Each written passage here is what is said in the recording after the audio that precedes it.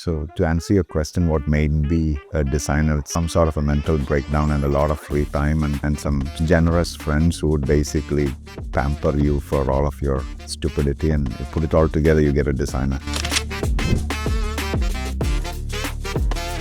You're a designer, right? You decided to study design and you have studied engineering. So did that influence your decision? The kind of focus I've seen you put into certain endeavors, that kind of intense focus is very difficult to relate to normal creative people.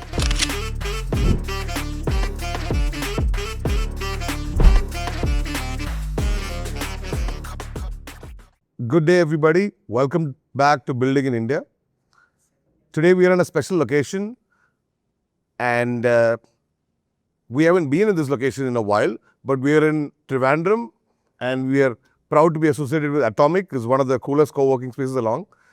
And it's a special day because we've got one of the most audacious entrepreneurs I've met in the last 2 decades. Abhi, welcome to the show. I guess Abhi will explain more about his journey and background. But so Abhi has been in the ecosystem for the last 10 years or so and built one of the most incredible vertical SaaS businesses to have come out of India called CareStack. Abhi, without further ado, it'll be great for us to know more about you. Sure. So thanks for having me on your podcast, Sandeep.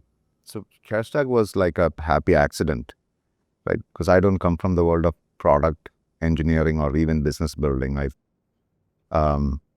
have more to do with arts and some bit of architecture than to do with software or business. In 2010, I started a user experience design consultancy called Good Methods Global. And all that we were interested in doing was to work with corporations which were building enterprise solutions and be part of their team and provide them rapid visualization services, which is like really talking to the stakeholders and building prototypes for those projects that they would want to take to market that year. And then that use the prototypes as the visual narrative to interact with a range of stakeholders who could then give feedback, do some testing with the end users, with the business functions within their organizations, and really decide if these projects were worthy of investments and focus. So that's what we used to do. Most of our clientele, if not all of it, were US based. Some of it we had from Australia as well. And it was a 3-member team, which was behind Good Methods Global, just working on user experience design and rapid visualization projects. You guys were a 3-member team that is doing $1 million in ARR? Yeah. Wow.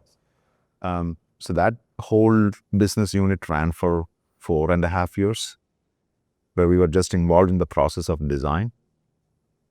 And then that led us into working for an obstructive sleep apnea management business, which was launching their solution in a dental practice owned by America's largest dental insurance company called Delta Dental. So this is back in 2013. So I got pulled into that project to basically provide the user experience design layer. And because it was like a bootstrap business, I ended up being the product owner for the solution as well. And I ended up being part of like a fairly large-sized dental practice operation. So this practice is called a Celebration Dental Group. It's in the town of Celebration in Orlando, Florida. It was started 2 decades back by this insurance company in US called Delta Dental.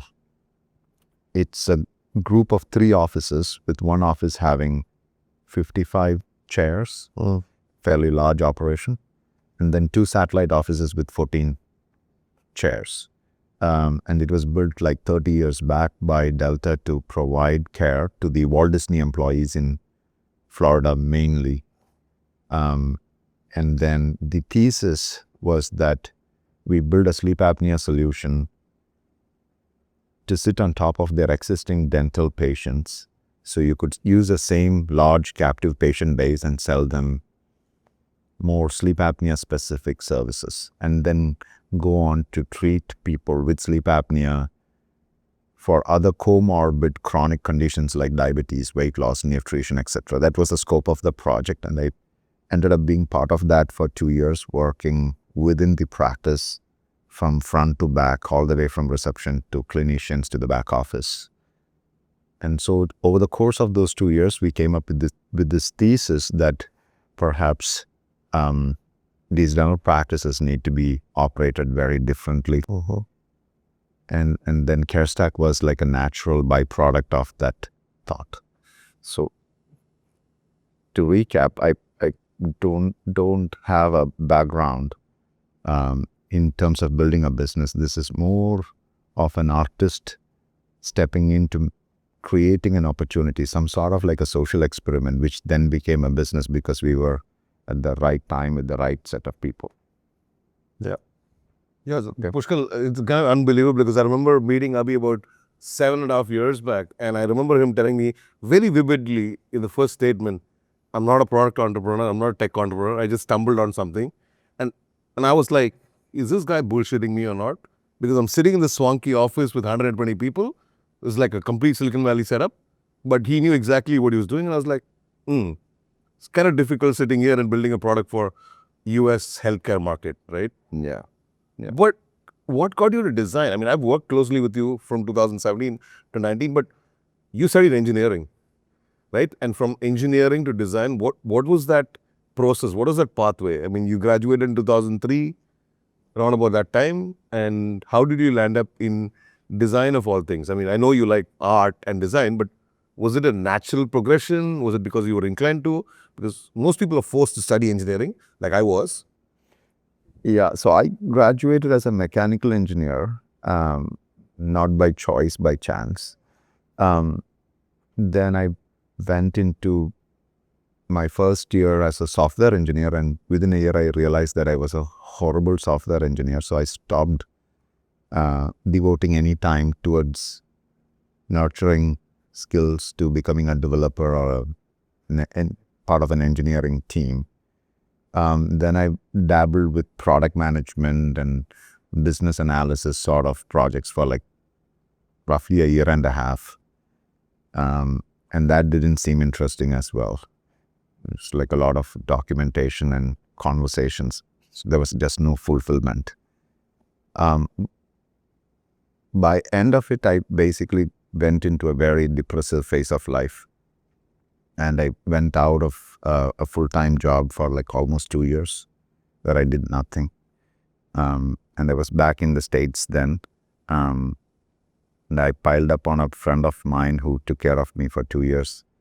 And I stayed with him. And during that time, I took a formal course in design where I devoted 2 years of time, building up skills which would give me a shot at life as a designer. So was that just in graphic design? Was it in product design as well? Graphic, UX, UI, all of it? Combination, because I was self-taught. My interests were very varied. So I did study a little bit of graphic design, a little bit of product design, some bit of architecture, some bit of experience design. So it was almost like a very natural calling. So to answer your question, what made me a designer, it's mental breakdown, right? There was some sort of a mental breakdown and a lot of free time and some generous friends who would basically pamper you for all of your stupidity, and you put it all together, you get a designer. Interesting. But why design? It's pretty much, I think most designers are not made, not born, they're not nurtured. You sort of like you're born a designer. So I think that was what I was supposed to be. And then I took a long time to get there because I was trapped in the noise that comes with everyday life till I found my calling. So it was like a natural choice. That's sort of where I could actually, survive and be relevant to some extent. Because I'm also a mechanical engineer. Yeah. And mechanical engineering has a big component of design, right? You learn engineering design. Yeah. So you didn't find that part interesting when you were doing engineering? Now, this is basically, I think most things that you get to learn in India when it comes to your academic sphere, there's something so screwed up about the system that never gets you to fall in love with anything that gets taught, right? Where did you study? Engineering? I studied in Kerala in a college called as TKM College of Engineering. And it's just like any other college in India, perhaps, where you institutionally destroy creativity. So engineering, I don't think, did you really like design when you were in engineering? We had courses. So I think, oh, you're right. Like how they teach engineering in India. I went to Manipal. Yeah. And like it's of course a fabulous place, but yeah, how they teach engineering in India is not very creative. They just kill the discipline. They just make you remember everything. Yeah. But I thought since you're a designer, right? You decided to study design and you had studied engineering. So did that influence your decision? Not at all. No. I think you probably had more fun in Manipal than he had in Koilon, but maybe. Yeah. So, the opportunity that you get in the real world when you deal with design-related projects it's a lot more consequential, and it's a lot more exciting because you also get to work with people who are, who will make you a better version of yourself by the sheer amount of depth that they bring to the table to these projects. I consistently work with really, really good people. Once I dropped out of my full-time job and decided to have a 2-year break and learn design as my sphere of interest, then I had the choice of who I should be working with, right? So I was not compelled to work with on any project that I thought was a suboptimal use of my time. So I picked really, really good people to work with, or they picked me to work with them, right? And so the whole process of being a designer and really understanding the discipline of design and its effect in the world of business, and the most crucial role that it could perhaps play in value proposition, that happened because of this sort of an experiential way of embracing it to become part of my life. So that ability to think design sort of helped me build CareStack downstream, because everything at CareStack was a design exercise for me subconsciously, whether it be building the product, defining the customer segment, your ICPs, building teams, structuring the sales process, generating demand and evangelizing the company, hiring people. There was always design to it. It was not economics, it was more of design at work. So it's like design and artistry. Yeah. Has anyone ever told you talk like Steve Jobs? Because I saw one of his interviews where he said calligraphy. Yeah, no, see, with Abhi, and I think in the last 17, 18 years, I've probably met a couple of thousand entrepreneurs. And Abhi is really up there because he just doesn't fit in a box. He just has a canvas and he can figure out what to create. And I think it comes very naturally to him.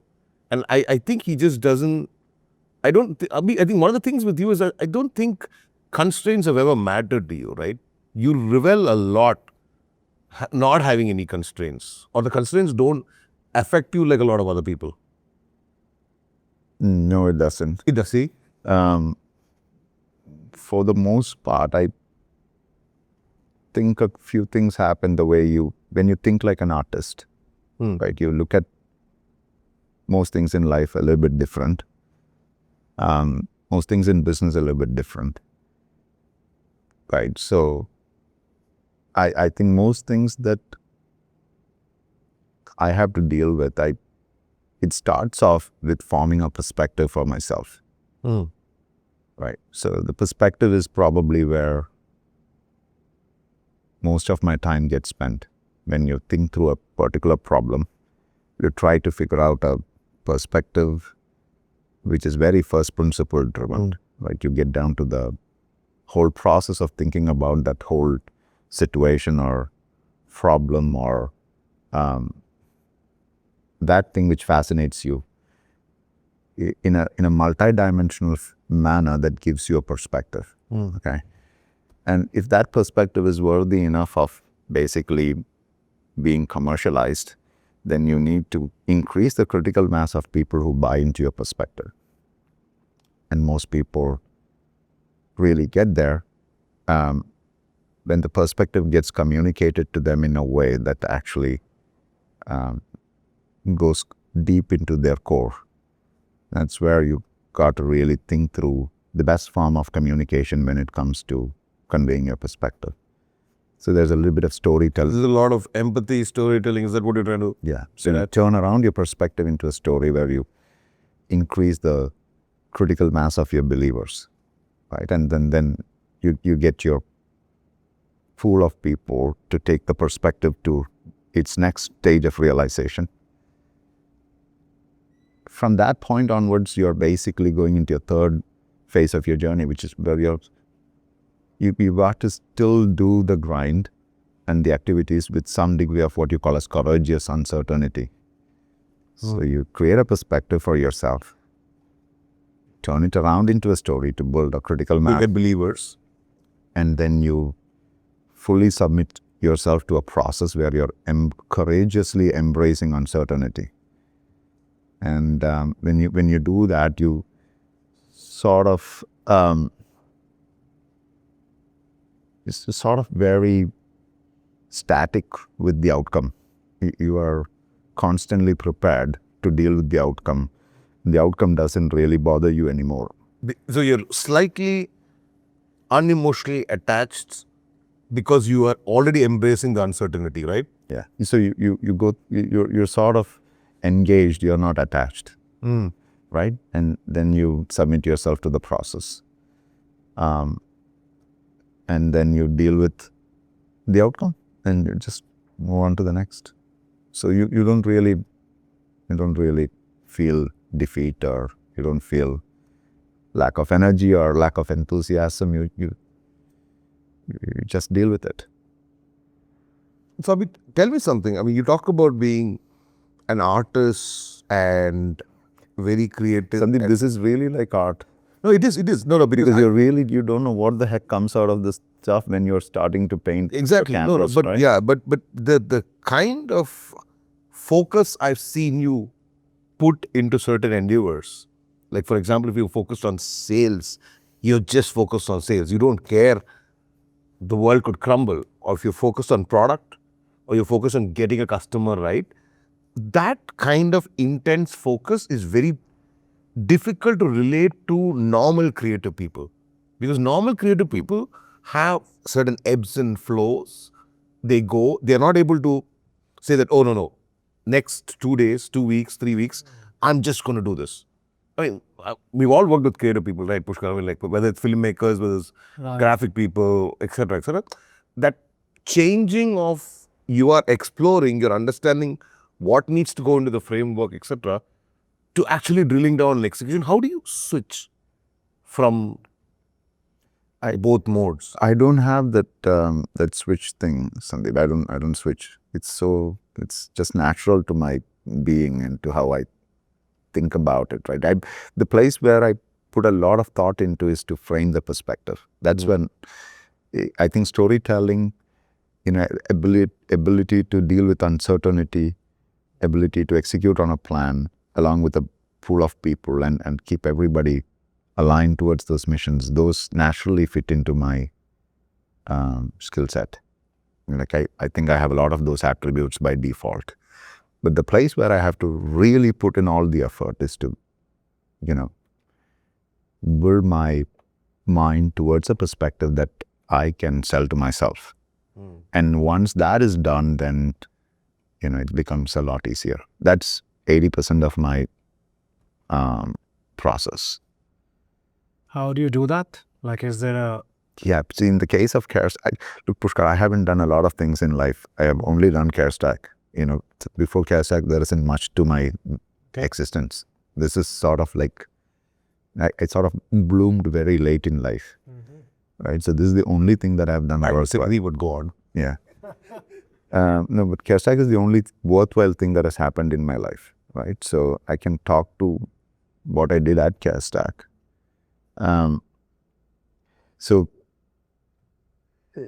you know, one of the perks of being naive and ignorant is that you're not constrained at any point. You're almost like a fresh canvas all the time. And that's, I believe, is the perk of being a designer, right? Because you're led by imagination, you're not led by logic. So when I went to work at Celebration in 2013 to build the sleep apnea solution, I was part of the operations.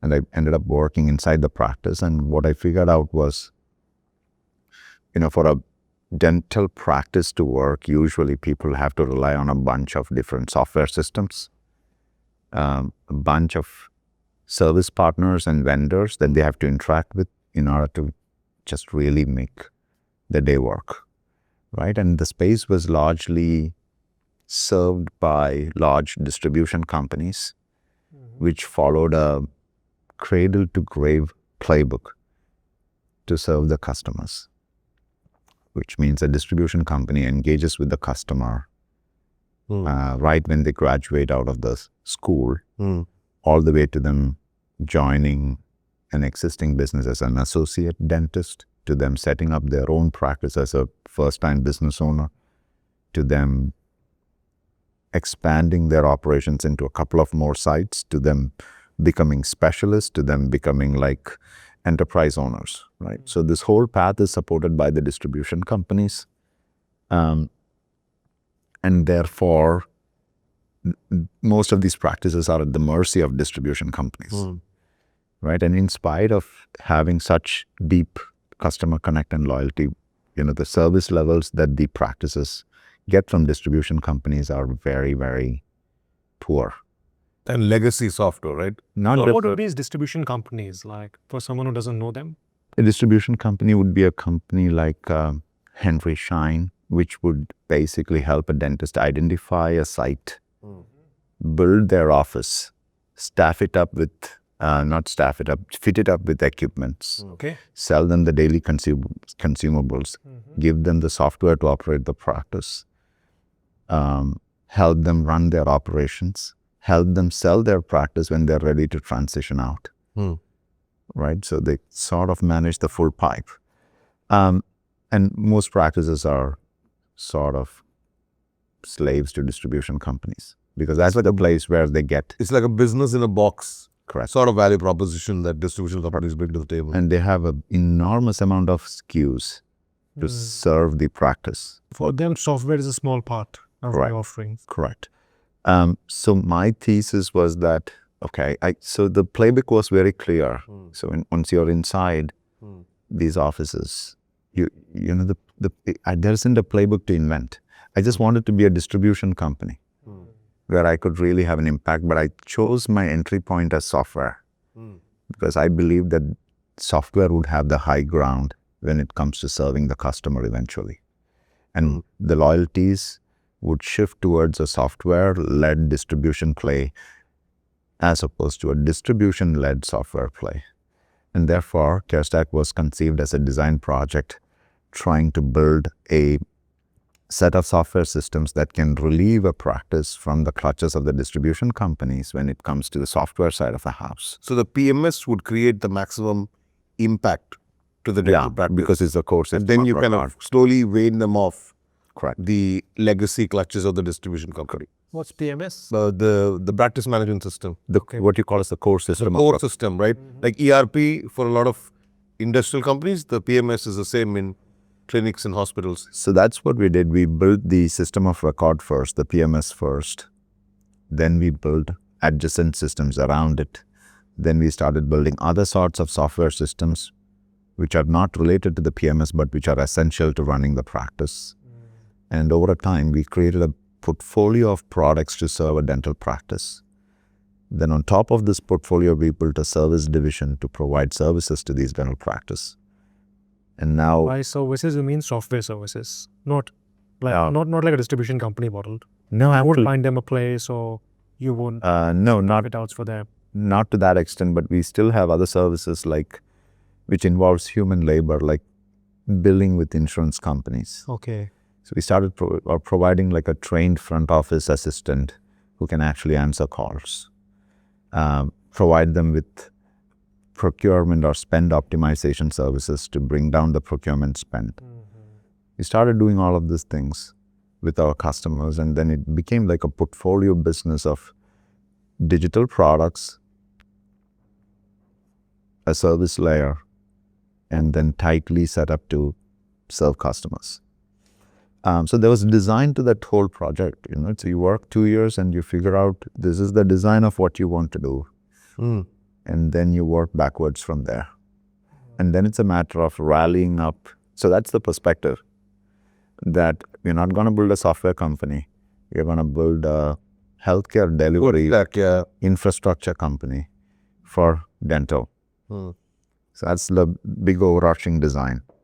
And then in order to do that, you need the resources to do that. So then with that perspective, you turn it around into a story that investors buy into, employees buy into, partners buy into, then you create your ecosystem, and then you continue progressing through that whole process year over year, dealing with uncertainties courageously. Abhi, I have one very interesting question for you. Sure. You just said you're not a software company. And why is that? Because most people looking at you will say, hey, but it's a software business, right? Yeah. It goes back to what I was trying to talk about, having a good perspective on for yourself. If you look at the business that we are in, we are serving dental practices. We are serving different types of dental practices in 3 different markets.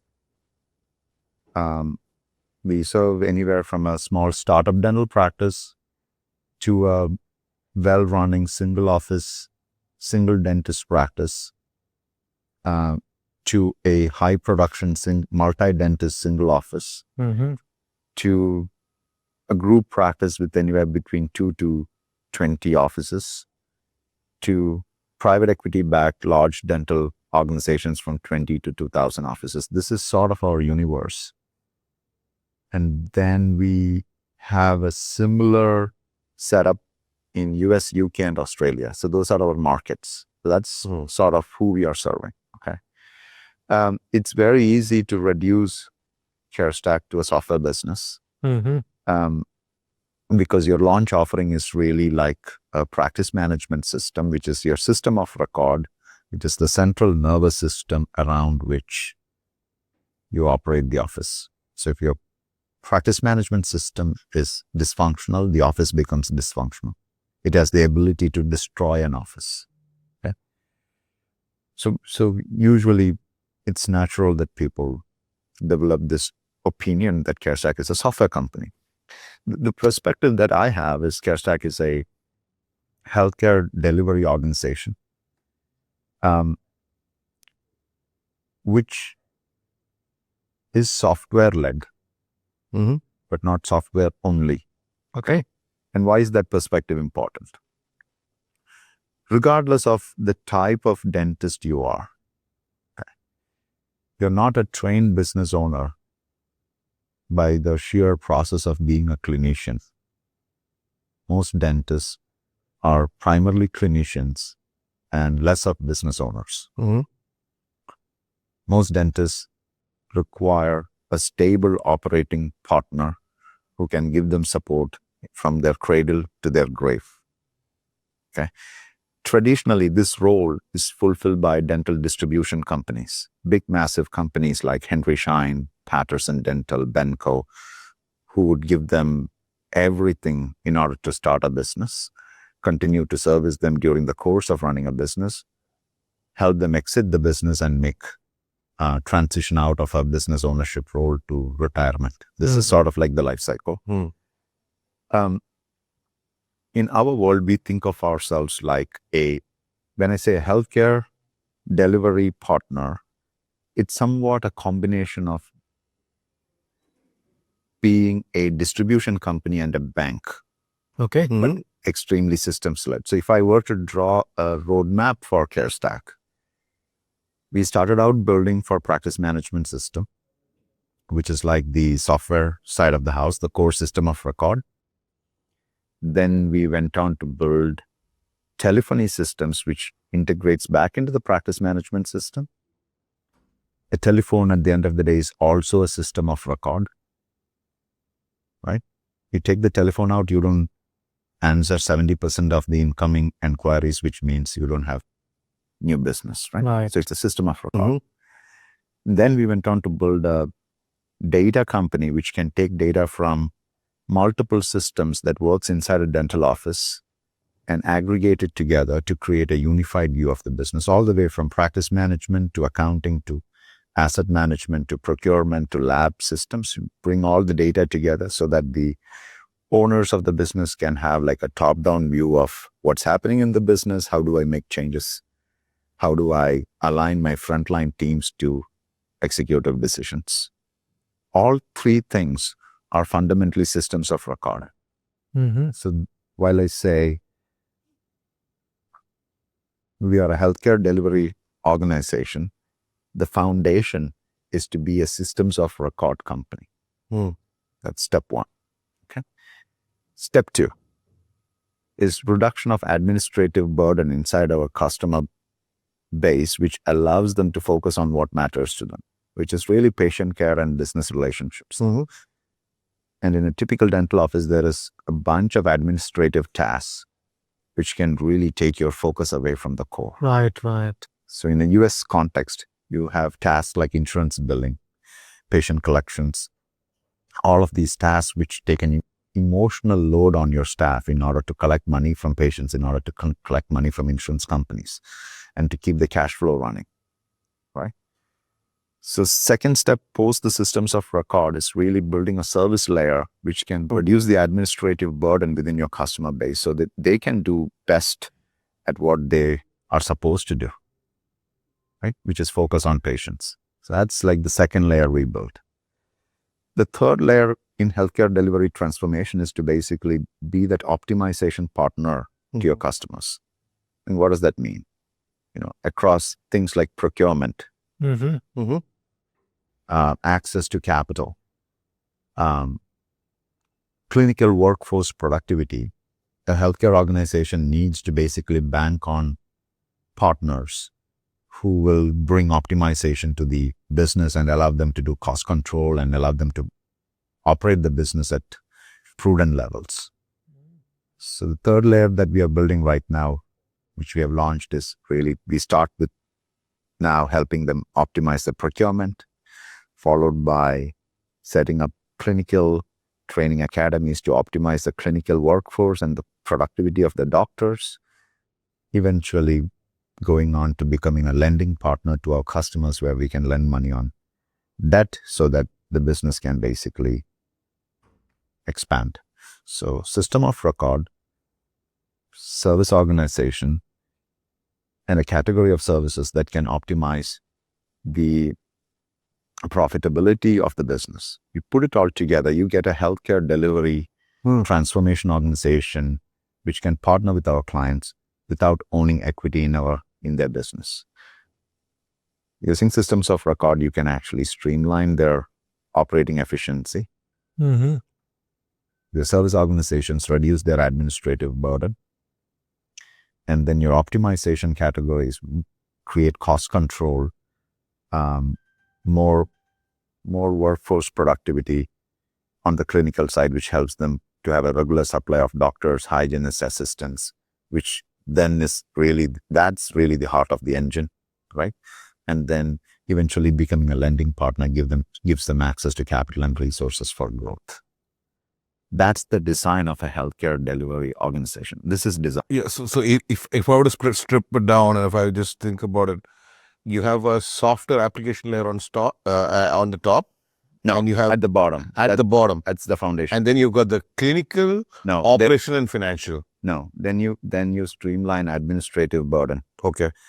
Then you basically go down to a bunch of offerings which can create optimization of clinical and financial divisions, which then increases the EBITDA profitability and free cash flow of our customers, which then creates enterprise value for of those assets which are sitting on CareStack or our customers. Sure. Right? So that makes us truly the healthcare delivery organization to our customers. Usually, folks like us, if we don't do anything, if you're just providing capital, it's a private equity fund or a bank. Right. You could look at CareStack as a private equity fund or a bank which has complete control over the assets that we basically engage with it. Because all of that information, the data layer goes. The data layer is secured, the workflows are secured, the user experience is secured, the professional service layer basically can be used to reduce the administrative burden. The optimization layer comes in to improve clinical and financial outcomes. That's truly what we are building. Now, having this sort of like a view of the space, that to me, that's design. That's not even strategy. It's like design, being able to understand the three layers and the sequence in which you want to solve the layers. Like you don't want to really, you could have really gone vertically, or you could have basically stayed horizontal. You make these choices around sequencing when to do what across these layers. And those choices are built around a macroeconomic view of the space, a deep sense of understanding of the timing of the business that you are in, resource allocation and the constraints around resource allocation. So you put it all together to sequence out things. And all of those things contribute towards design. That design. Wow. We have reduced design to a fancy word called as go-to-market motion. There's no imagination in a go-to-market motion. If you really think of it like designing, then it becomes a lot more interesting and playful. Abhi, like we were also talking about the importance of sales. Like you think of yourself as a sales founder, someone who's core fort. Of course, design is one part you said, but you also said, like, I like sales, like you are a sales CEO. So thoughts on that, how important is sales for a B2B business? How do you do it? Okay. First of all, I think there is like a distinction between sales and the art of influencing decisions. Right? So I think I belong to the latter, not to the former. Okay. So what I mean by that is sales is pretty much a science which can actually be perfected and measured through a bunch of repeatable steps and processes. Right. And therefore you can scale sales teams, and you have a method to that madness around producing revenue using sales teams. The art of influencing decisions, building a critical mass of believers, it's an art. There's a slight distinction between the two. So across the journey of building CareStack, we have had instances where, as the founder, I have had to wear the hat of influencing others to become part of the movement. And then I have also had a reasonable degree of involvement in, really on the science side of it, which is really setting up teams to capitalize on the movement and the demand that we create to fulfill that demand in a pretty consistent manner using a set of repeatable processes.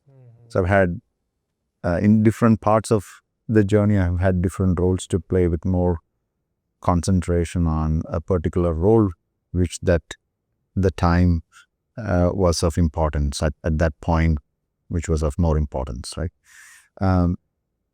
Most of CareStack's early stage capital raising, hiring, building partnerships has all been around this whole process of influencing others to basically identify themselves as part of the movement.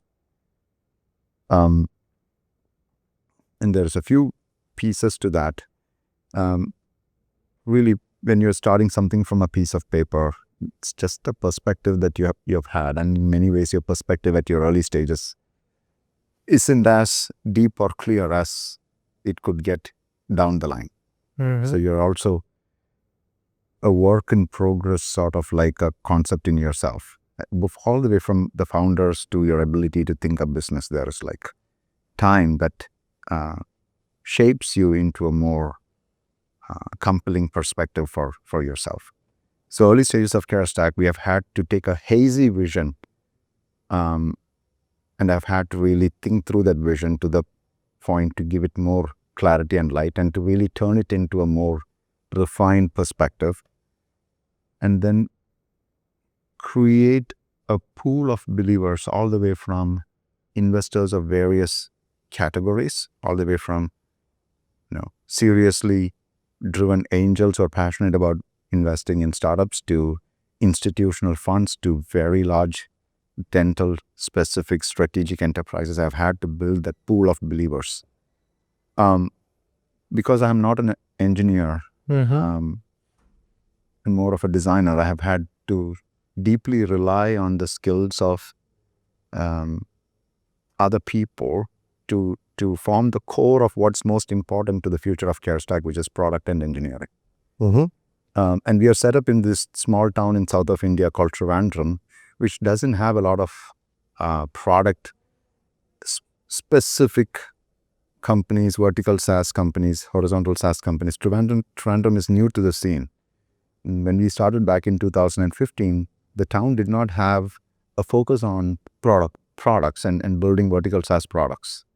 So I've had to really sell this or influence this concept. I used influence as a way to group together an amazing team of leaders and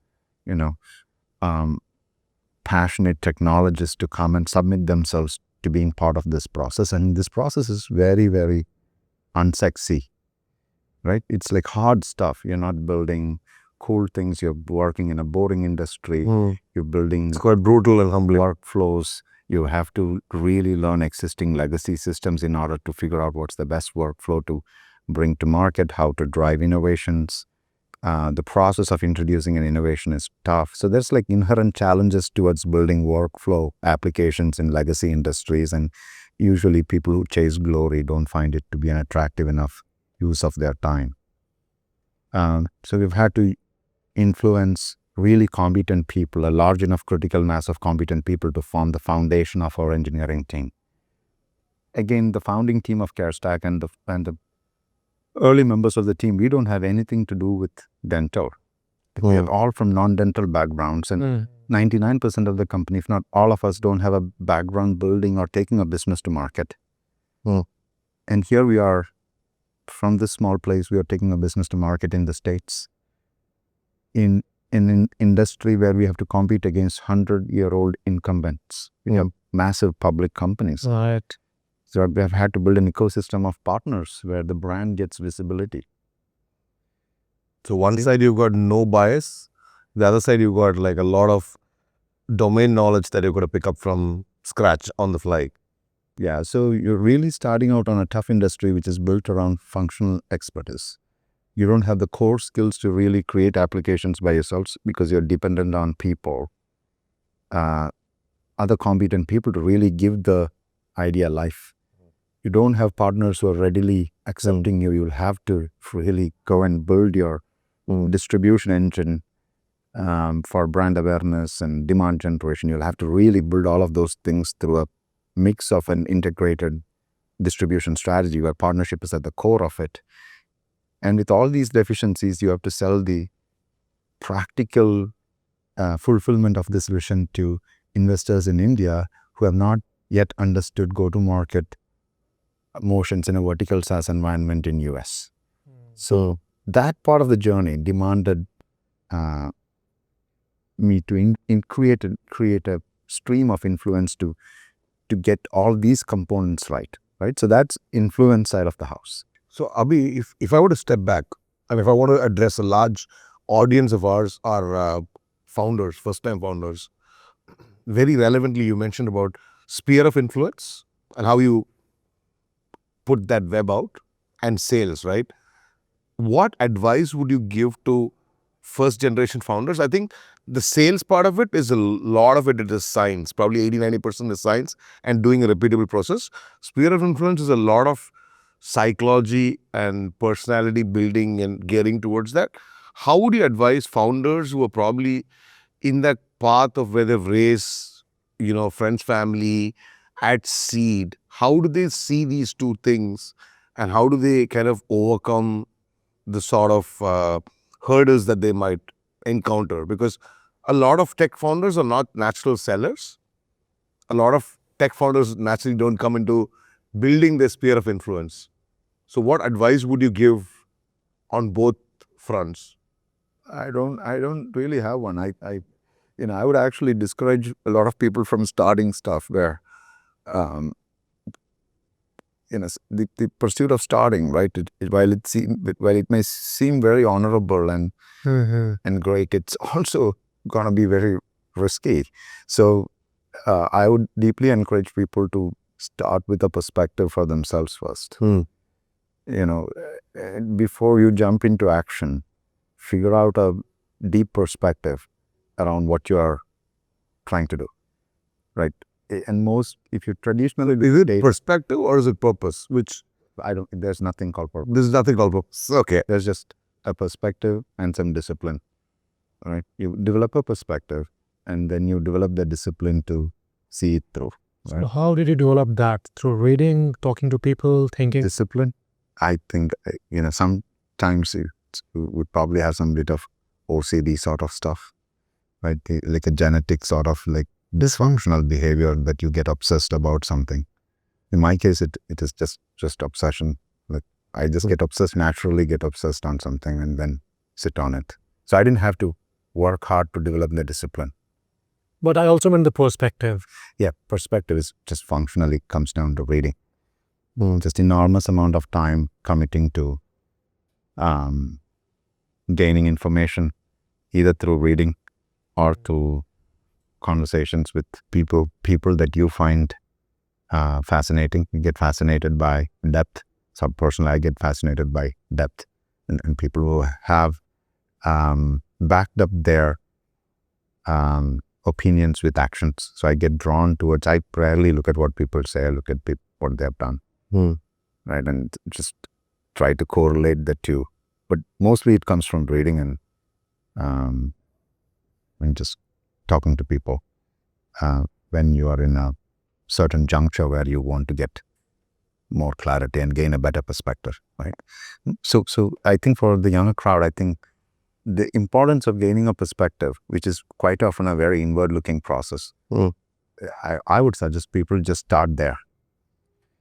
For a lot of founders, basic communication skills are lacking, right? So why don't we start with some basics around just, learning some solid ways of communicating, storytelling, all of which could help you in life in general, irrespective of whether you're doing a venture or not. Okay. Right. So I told you at the start of this conversation, if we start talking to Abhi, this could be a 7-hour session. But I have one final question. Sure. Do you have No, I'm good. I think you should go ahead. one final question, because we ask this to a lot of our podcast guests? Which is one book that has influenced your thinking or perspective most, and why? Or it could be a book and an entrepreneur. I'm a phenomenal fan of Charlie Munger, and even Warren Buffett. Buffett and Munger, yeah. Yeah. Those could be the entrepreneurs.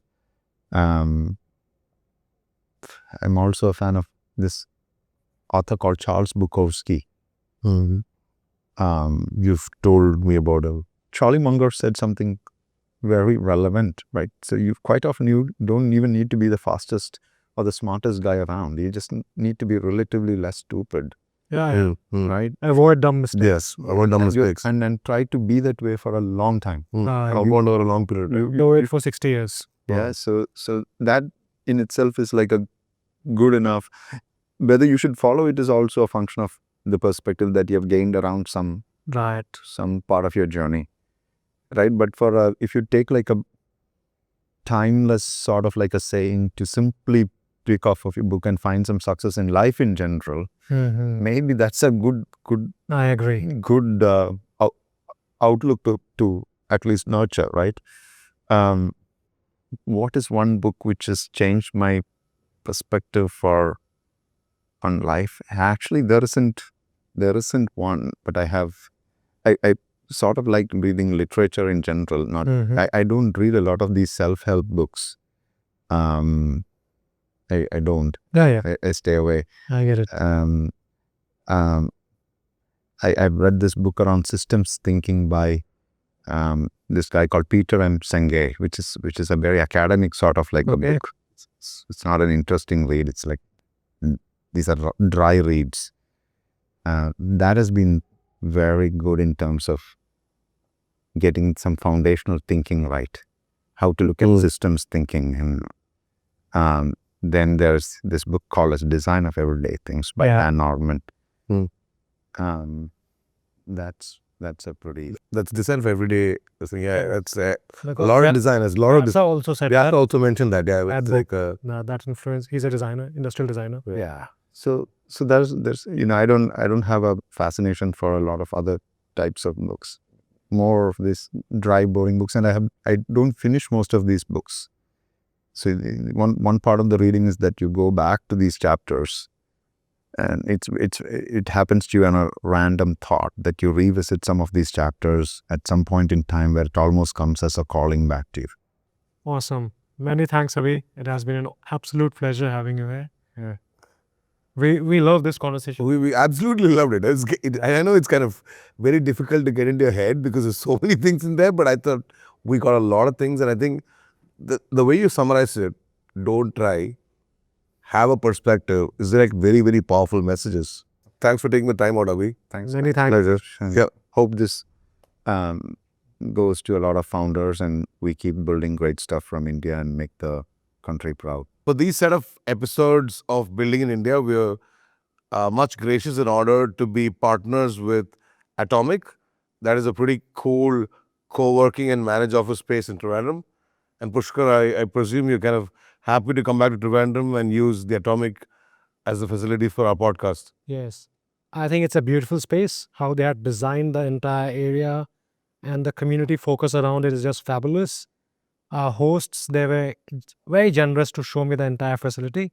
And I have to say, this is one of the best co-working places I have been to all over the India. I'm honestly surprised to find such a place in Trivandrum. I didn't expect something like this in Trivandrum. We just love the space. And whenever we are next in Trivandrum, we would again shoot here. Yeah, absolutely. Thank you so much. Thanks. And look forward to seeing you in the next episode.